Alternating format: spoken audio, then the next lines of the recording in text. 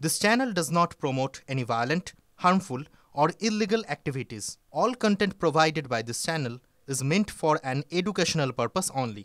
Cancer Healer Center, a new beginning. এর আগে বারবার পুলিশ এবং তৃণমূলের ঘনিষ্ঠতার ছবি দেখেছে গোটা বাংলা। কখনো তৃণমূলের বিজয় সম্মেলনের মঞ্চে উঠে সম্বর্ধনা নিয়েছেন আইসি, আবার কখনো থানায় জন্মদিনের কেক কাটলেন তৃণমূল নেতা, কেক কেটে খাইয়ে দিলেন ওসি। এমন খবর একের পর এক এই খবর আমরা নজর রেখেছি, কিন্তু এই মুহূর্তে গোলকিপারের ভূমিকায় আইসি। ফুটবলে শট তৃণমূল নেতার। খেলা শেষে আইসিকে পাশে বসিয়েই বিরোধীদের হুঁশিয়ারি দেওয়া হলো।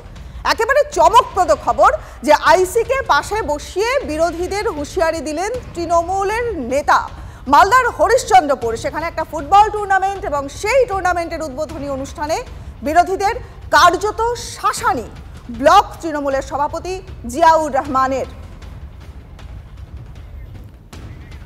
সরাসরি চলে যাব, আমাদের সহকর্মী সুব্রতোষ রয়েছেন এই মুহূর্তে আমাদের সঙ্গে। সুব্রতোষ, আসলে ঘটনাটা কি? গোলকিপারের ভূমিকায় আইসি, ফুটবলের শট তৃণমূল নেতার, ঘটনাটা কি আগে একবার শুনবো।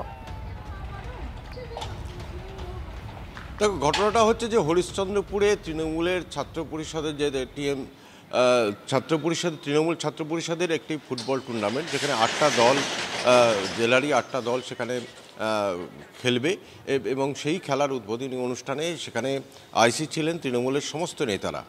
হ্যাঁ, তারা প্রায় জেলার প্রথম সারির বেশ কিছু নেতাও সেখানে ছিলেন এবং সেখান থেকে সেই ব্লক সভাপতি একেবারে সরাসরি হুমকি দিলেন যে বিধানসভা ভোটে কোনো রকম রেফারি থাকবে না, কোনো রেফারি থাকবে না, কেউ লাল কার্ড দেখানোরও লোক থাকবে না।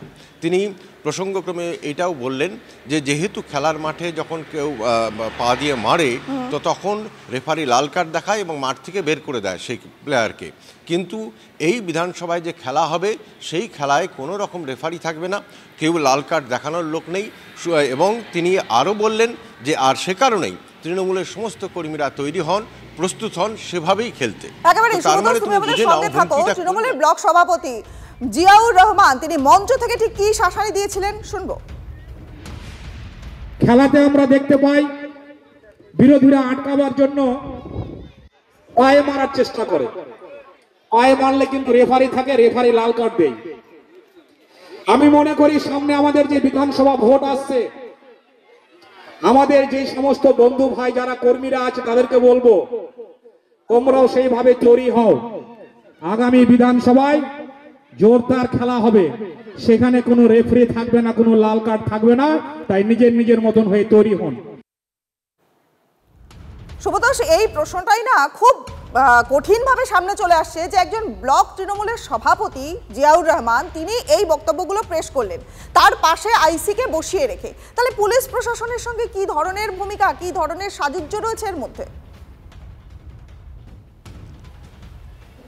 দেখো, তিনি তো স্পষ্ট করে দিচ্ছেন যে সেই খেলাতে রেফারিও থাকবে না এবং লাল কার্ড দেখানোর লোকও নেই।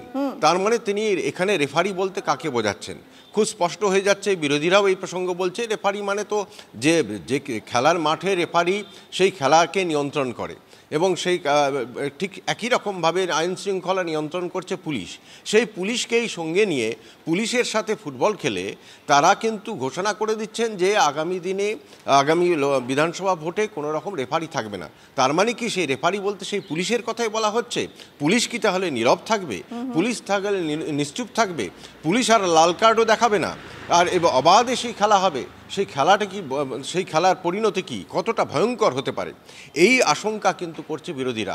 এবং একই সাথে এটাও বলছে রেফারি মানে তারা পুলিশকেই বলতে চাইছেন এবং পুলিশের কাছ থেকে কোনো রকম বাধা আসবে না এবং অবাধে সেই ভয়ঙ্কর খেলাটাই তারা খেলতে যাচ্ছে এবং তারই তারা প্রস্তুতি নিচ্ছে। এবং ইতিমধ্যে তৃণমূলের কর্মীদেরকে তারা বলছেন যে প্রস্তুত হতে। তোমাকে বলি যে কদিন আগেই মানিকচকে একটা ভলিবল টুর্নামেন্ট হয়েছিল এবং সেই ভলিবল টুর্নামেন্টের উদ্বোধনে গুলি চালিয়ে সেই উদ্বোধন করা হয়েছিল এবং সেই খবর আমরা প্রথম দেখিয়েছিলাম এবং সেখানেও পুলিশ ছিল, সেখানেও তৃণমূলের প্রথম সারির নেতারা ছিলেন এবং জেলা পরিষদের সদস্য থেকে অনেকেই ছিলেন।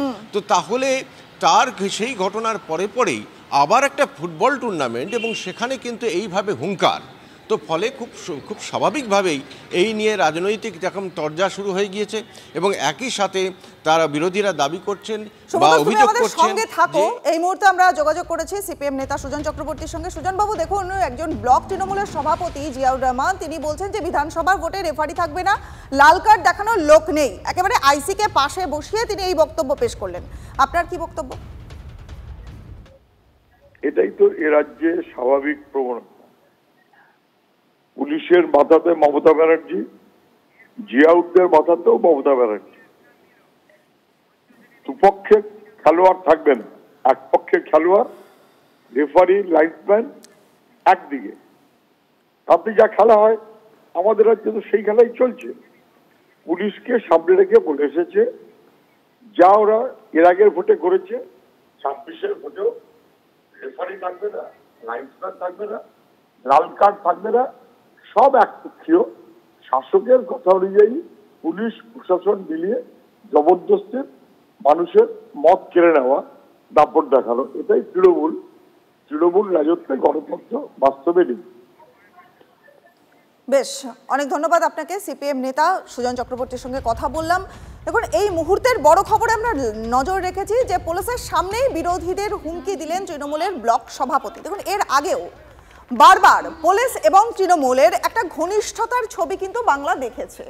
কখনো তৃণমূলের বিজয়া সম্মেলনীর মঞ্চে উঠে সম্বর্ধনা নিয়েছেন আইসি, সেই ছবি আমরা দেখেছি যে একেবারে তৃণমূলের একটা বিজয়া সম্মেলনী অনুষ্ঠান হচ্ছে, সেই অনুষ্ঠানে মঞ্চে উঠে সম্বর্ধনা নিয়েছেন আইসি। পাশাপাশি কখনো আরও একটা ছবি দেখাই যে কখনো থানার মধ্যে একটা জন্মদিনের অনুষ্ঠান হচ্ছে, সেই জন্মদিনের কেক কাটছেন তৃণমূল নেতা, পাশাপাশি কেক খাইয়ে দিলেন ওসি। এই ছবিগুলো কিন্তু এর আগেও আমরা দেখেছি বাংলায়, এই ছবি বারবার ফিরে এসেছে। কিন্তু এর আগে যে বারবার পুলিশ এবং তৃণমূলের যে ঘনিষ্ঠতার ছবি বাংলা দেখেছে, সেই ছবি আরও একবার যেন প্রকাশ্যে আসছে। সরাসরি ব্লক তৃণমূল সভাপতি জিয়াউর রহমান তিনি পুলিশ প্রশাসনের ঊর্ধ্বতন কর্তৃপক্ষ, ঊর্ধ্বতন কর্তা, তাকে পাশে বসিয়ে হুমকি দিচ্ছেন। আইসিকে পাশে বসিয়ে একেবারে হুমকির সুর শাসক নেতার গলাতে। প্রস্তুতি নাও, খেলা হবে, হুঁশিয়ারি দিচ্ছেন ব্লক সভাপতি। পরপর এরকম পরপর ছবি আমরা দেখেছি, পুলিশ এবং তৃণমূলের ঘনিষ্ঠতার ছবি বাংলা দেখেছে, এবং বিজয় সম্মেলনের অনুষ্ঠান বলুন কিংবা জন্মদিনের কেক কাটার অনুষ্ঠান বলুন, এই ছবিগুলো কিন্তু বাংলায় আমরা এর আগেও দেখেছি। কিন্তু এই মুহূর্তের যে ছবি, যে গোলকিপারের ভূমিকায় প্রথমত আইসি, তারপর ফুটবলে শট দিলেন তৃণমূল নেতা, এবং তারপর বিজেপি নেতা সজল ঘোষের সঙ্গে আমরা এই মুহূর্তে যোগাযোগ করেছি। সজল বাবু, ছবিটা এরকম যে গোলকিপারের ভূমিকায় এখন আইসি আর ফুটবলে শট দিলেন তৃণমূল নেতা। এটুকুতেই কিন্তু থামলেন না। এই খেলাটা শেষ হবার পর আইসিকে একেবারে পাশে বসিয়ে বিরোধীদের হুমকি দিলেন। মালদার হরিশ্চন্দ্রপুরের একটা ফুটবল টুর্নামেন্ট হচ্ছিল, সেই টুর্নামেন্টে ব্লক তৃণমূল সভাপতি জিয়াউর রহমান তিনি একদম পরিষ্কার বলে দিলেন যে বিধানসভা ভোটে রেফারি থাকবে না, লাল কার্ড দেখানোর লোক থাকবে না। কি বলবেন? উনি তো যা বলে দিয়েছেন তারপর তো আর কিছু বলারই থাকে না।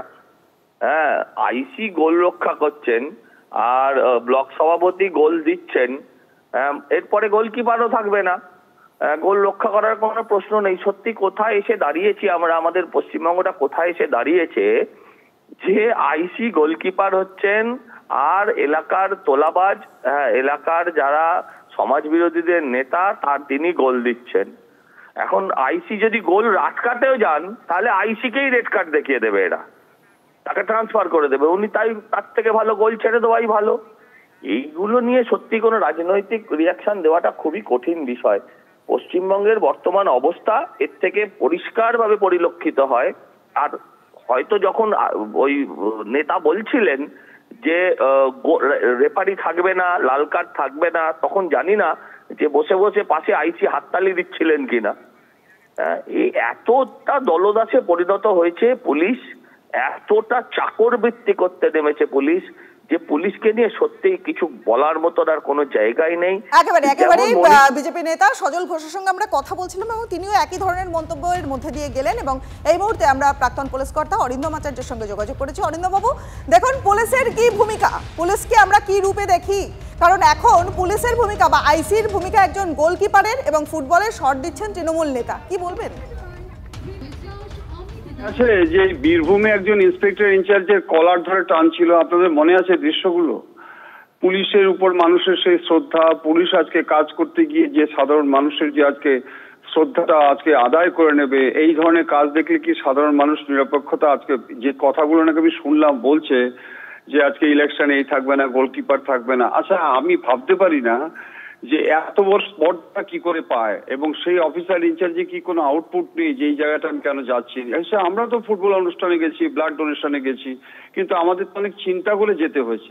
তো এইসব কারণের জন্যই আজকে পুলিশকে একের পর এক, দেখুন তারা কি ভালো কাজ করছে না? এই যে ওসি বীরভূমিকা আইসি কে যে করলো, উনি অত্যন্ত ভালো অফিসার, কিন্তু মানুষ বিশ্বাস করছে না। নরেন্দ্রপুরে আজকে পুলিশকে দেখুন, বিভিন্ন জায়গায় পুলিশের উপর সাধারণ মানুষের যে আজকে এই ধরনের বিতৃষ্ণা এসে গেছে।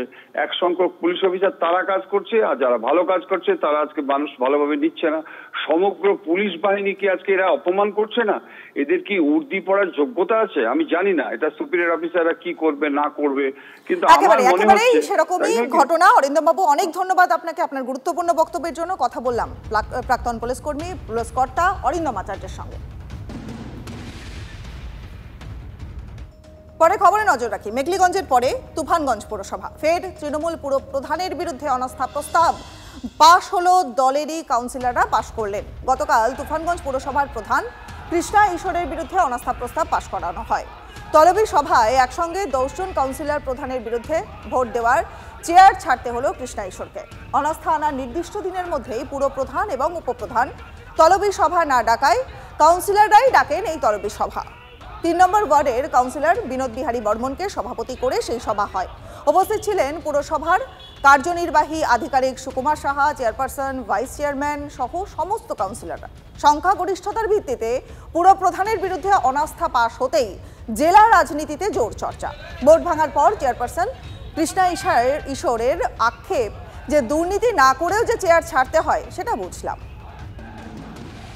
মানে ভোট ভেঙে গেল, নতুন করে আবার মিটিং ডাকবে যখন এসডিও সাহেব বা ইও সাহেব, তখন চেয়ারম্যান ভাইস চেয়ারম্যান নিযুক্ত হবে। ছিলাম, কোনো খারাপ কাজ করি নেই।